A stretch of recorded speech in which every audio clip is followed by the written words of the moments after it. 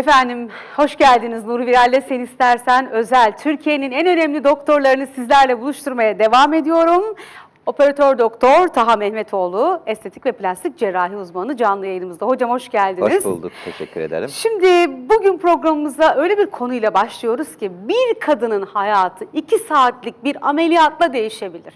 Peki ama nasıl? Evet, kesinlikle. Tabii ki tüm estetik operasyonlar kadınların gerçekten hayatlarını değiştiriyor.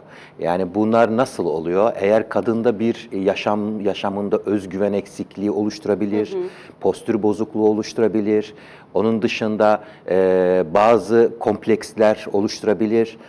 Biliyorsunuz kadınlar doğumdan sonra vücut şekillerinde bazı değişiklikler olabilir. Neyin ki doğumdan sonra? Hatta doğuştan kilo alıp vermede bile şu anda tabii ki bir şekil bozuklukları oluşturabilir.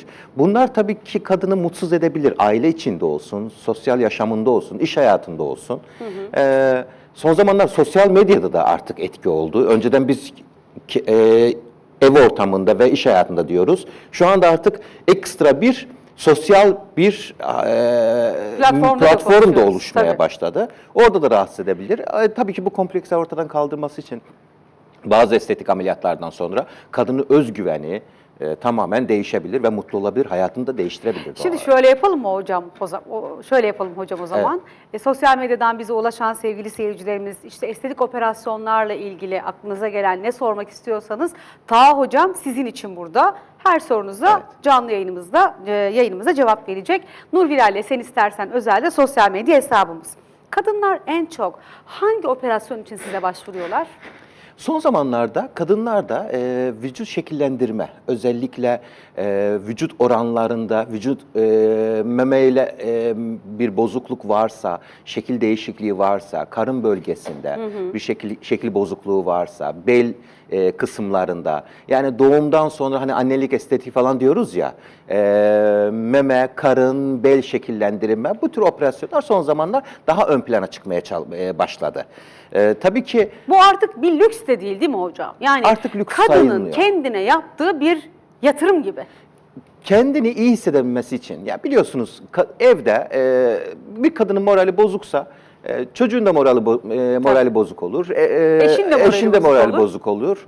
Yani o yüzden bu tür operasyon sonrası kadın aynaya baktığında ilk önce kendini böyle bir güzel, yani istediği gibi görmesi lazım ki o mutluluğu dışarıya da yansıtabilsin. Yani o mutluluk gözlerinden hissedilebilsin. Peki yani. bir kadın kendini revize ederek düzeltmek isteyen bir kadın size başvurduğunda ameliyat sonrası mesela hiç böyle ağlayarak teşekkür eden oldu mu size?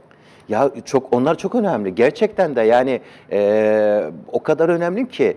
Bunun nedeni de aslında biliyor musunuz? Ağlayarak teşekkür ediyor. %80'i 90'ı ağlayarak teşekkür ediyor zaten. Bunun en büyük nedeni kadınlarımız çok fedakar. İlk önce evlenim diyor. Bakın meme yapısı çok büyük, abartılı büyük. Ya hayır diyor, ben süt vereyim sonra yaptırayım diyor. Tamam mı? Bebeğe bir fedakarlık. Bebek doğduktan sonra ya bebeğin biraz büyüsün. Ondan sonra ya üniversiteye kazansın. Ondan sonra şimdi boşu kendini bir para harcamayayım diyor. Evet, hep kendini erteliyor bizim kadınlar. Doğru. Halbuki yapacağı 2 saatlik bir operasyon onun hayatını değiştirecek. Yani evdeki, işteki rolünü daha ön plana koyacak. Yani bunlar çok önemli şeyler ama tabii ki bazı fedakarlıklar bunun önüne geçiyor. Aslında buradan da ben kocalara, ne bileyim sesleniyoruz. Seslenin. Yani hani kadın gerçekten kendini iyi hissetmesi için, güzel hissetmesi için onun o bilinçaltında olan vücut orantılarının güzel olması lazım. Şimdi biz niye doktorlarımızı burada sizlerle buluşturuyoruz? Aklınıza takılan bütün soruların cevabını en doğru adreste bulun diye. Nur Viral'le Sen İstersen Özel'de. Kıymetli hocam, biz aslında şu anda estetikten, güzellikten bahsediyoruz ama meme operasyonları sadece estetik için yapılmıyor ki. Düşünebiliyor musunuz? İri bir memeniz var ve beraberinde hangi sağlık sorunları kapıda? Nur Hanım, şimdi iri bir meme dokusu varsa bir kadında inanın bariz bir problemler oluşturabilir. Bunlar nelerdir? Hatta 15 yaşındaki bir genç kızda dahi bu problemler oluşabilir. Ya okula gitmiyor, derslerini çalışmıyor, ben arkadaşlarla aynı ortamda bulunamam diyor. dışarıdaki bakışların onu rahatsız ediyor. Dışarıdaki bakışlar rahatsız Hocam hadi edebiliyor. onu geçiyorum. Şeyi söyleyin ne olur bize. Bu- Hani kıyafet olmuyor meselesini de geçiyorum. Evet. Sırt ağrılarından Sırt bahsedin. ağrıları, baş ağrıları, sırt ağrıları, kas spazmları, kifoidik bir görüntü veriyor. Peki bu görüntü nedir? Duruş bozukluğu. Duruş bozukluğu, omuzlar önde, boyunda kifozun artması, ondan sonra sinirlerin sıkışması, meme altında pişiklerin oluşması. Bunlar başlı başına bir sürü problem yığını. Ve bunlar ilerledikçe hele ki menopoza girdiği sürece büyük bir kemiklerde deformasyonlar oluşturur. Peki bir kadın meme küçültme operasyonunu kaç yaş sonrası yaptırabilir? 18 yaştan sonrası Hem küçültme yaptırabilir. hem büyütme, değil Hem mi? küçültme hem büyütme. 18 yaşı bilerek bekliyoruz. Biz hani kadının kendini tanıması olsun, vücut porsiyonlarını fark etmesi olsun, ergenlik dönemini atlatmış olsun. Bunlar önemli. O yüzden 18 yaştan sonra rahat bir şekilde yaptırabiliyoruz. Peki meme yapabiliyoruz. küçültme operasyonu tamamlandıktan sonra yani kişinin bedenine uygun bir şekilde ameliyat gerçekleştikten sonra kadın o ağrılarından kurtuluyor mu? İşte bel ağrısı, boyun ağrısı, sırt ağrısı. Nur Hanım tabii kesinlikle çok önemli bir şey. Hastalar ameliyattan çıktıktan sonra ilk cümleleri şu. Hocam ben bunu neden önce yaptırmadım? Bakınız ameliyattan bir gün sonra çıkıyor. Çok önemli bir konu değil mi tabii hocam? çıktıktan sonra o duruşu bile değişiyor. Ameliyattan 2 saat sonra duruşu değişiyor. Çünkü ağırlık merkezinin yeri değişiyor. Ameliyat sırasında her memeden 2 kilo çıkardığını düşünsene. 1 kilo çıkardığını düşünsene. Yani o boyundaki, o omuzlardaki yükü azalttığınızı bir düşünebiliyor musunuz? Yani sadece bakın bu aslında bir Estetik şey değil, mesele değil. kesinlikle Yani değil. ilikleyemediğiniz gömlekler değil, üzerinize olmayan paltolar Kesinlikle. değil. Taşıdığınız ağırlık. Ağırlık, onu vücudunda taşıyamama, artık bıkmış, sıkılmış, tatilde problem oluşturuyor. Kaç gün sürüyor hocam? Yani Yani bugün karar verdi diyelim ki. Şu anda bizi izleyen seyircilerimiz Çok arasında. ağrılı bir ameliyat değil. Bu ameliyatı gerçekten de artık hastanelerimiz çok iyi biliyorsunuz. Türkiye bu konuda bayağı gelişti, önde. Nereden baksanız Avrupa'da, Amerika'da dan sonra belki de Avrupa'nın önündeyiz. O kesin plastik cerrahi kıymetli olarak. hocalarımız var tabii. Avrupa'nın Sağlık kesinlikle turizmi yapılıyor, önündeyiz. değil mi? Kesinlikle tüm hastalar oradan bizlere geliyor. Plastik cerrahi geliyor. Bu ameliyatlar gayet başarılı şekilde büyük hastanelerde ciddi bir şekilde yapılıyor. Anestezi bölümleri olsun, hastane koşulları olsun. Bu hastalarda ağrı çok da olmuyor artık Ne kadar ameliyattan sürüyor sonra. hocam? Mesela geldik. Yaklaşık 2,5-3 saat sonra ameliyat bitiyor. Ameliyattan sonra bir gün hastanede hastaları yatırıyoruz. Ertesi gün taburcu ediyoruz. Sonra kontrollere devam ediyoruz.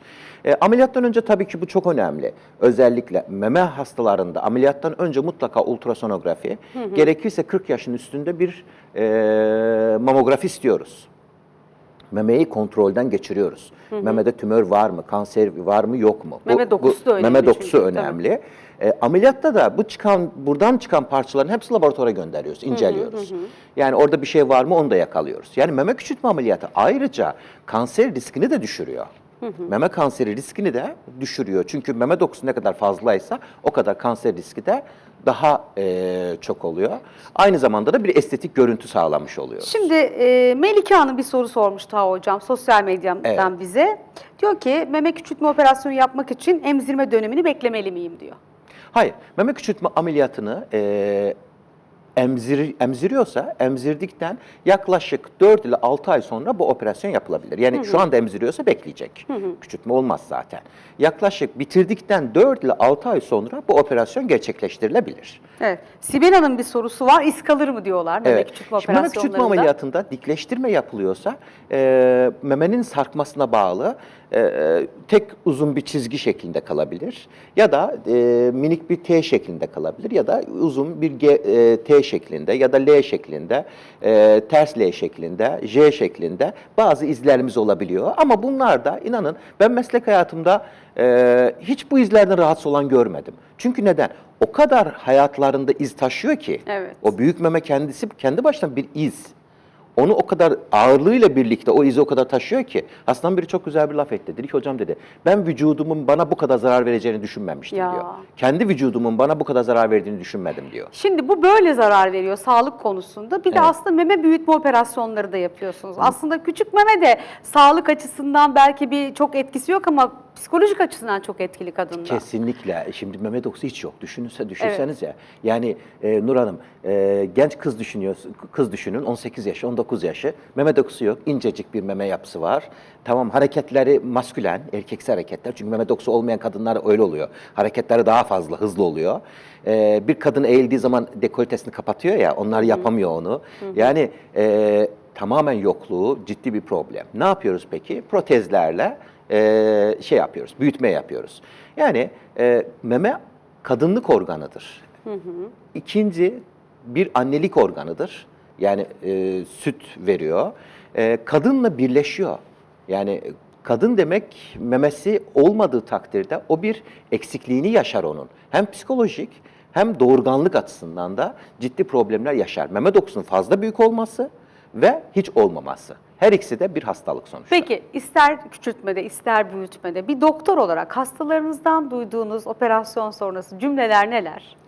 Ya hocam keşke beklemeseydim bu zamana kadar. Hep erteliyorlar ya. Erteleme nedenler Nur Hanım nedir biliyor musunuz? Memede bir cerrahi işlem yapılacak. Korkuyorlar. Meme ile ilgili cerrahi işlem yapılmasını. Bir de evlilik var. Hep böyle anne babalar şunu söylüyor. Kızım evlen, çocuk yap, ondan sonra bakarsın. Bir de biz kadınlar kendimize bir para harcamak istemiyoruz. Yani şu evlatlar var, ne bileyim işte Kesinlikle. yaşam Biraz da kaygısı yaşam var. kaygısı var. Yani bu konuda ama tabii ki son zamanlarda bu değişti ama Nur Hanım, özellikle onu söyleyeyim size. Çok şükür, ne güzel. Tabii son zamanlar çok değişti. Ama son zamanlar negatif yönler de olmaya başladı. Yani sevmediğimiz yönler de olmaya başladı. Nasıl? Mesela kadınlar önceden, şimdi artık sosyal medya için ameliyat yaptıranlar olmaya başladı. Aa, Bunlar nasıl da hocam? kesinlikle. Evet, ben sosyal medyada bunu paylaşmak için, yayınlamak için. Bunlar da bariz bir şekilde sıkıntı oluşturabiliyor. Çünkü, Biz bundan bahsetmiyoruz. tabii hocam. Biz çünkü şu- kadın kendi için yapması Evet, gerekir ilk biz önce. şundan bahsediyoruz. İri memesi olan bir kadının ağrılarından bahsediyoruz. Evet. Yaşam kaygısından Kesinlikle, bahsediyoruz. İlikleyemediği düğmesinden bahsediyoruz. Giyemediği paltosundan bahsediyoruz. Aslında burada iri meme deyip geçmemek lazım. Çok ciddi bir sağlık sorunu var.